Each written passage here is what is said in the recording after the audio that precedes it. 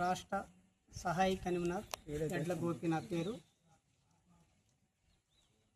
ఈరోజు కోటబొమ్మలి మండలం కురుడు హాస్టల్లో విషాదం నెలకొంది.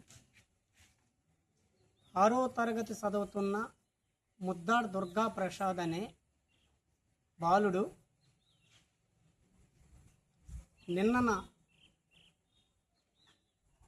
7 గంటల సమయంలో వీళ్ళు అటెండ్ చేసుకునే సమయంలోన అబ్బాయి లేడని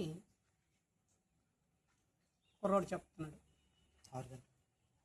అయితే 4 గంటల సమయంలో గేటు బయట ఆడుకుంటాడని ఇక్కడ సాటి చదువు విద్యార్థులు చెప్తున్నారు.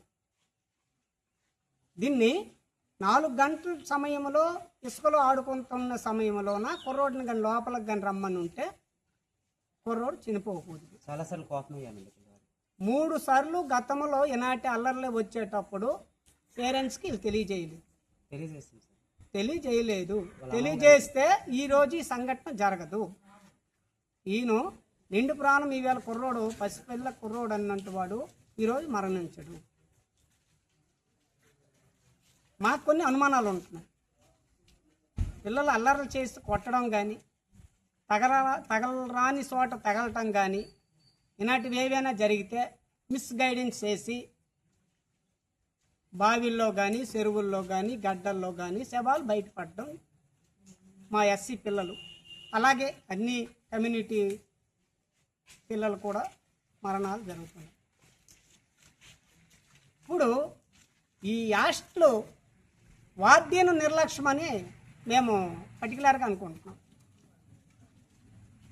ఎవరు వస్తున్నారు, ఎవరు పోతున్నారు, ఎవరు ఉంటున్నారు, ఏంటి ఏం జరిగిందనే విషయం తెలియదు.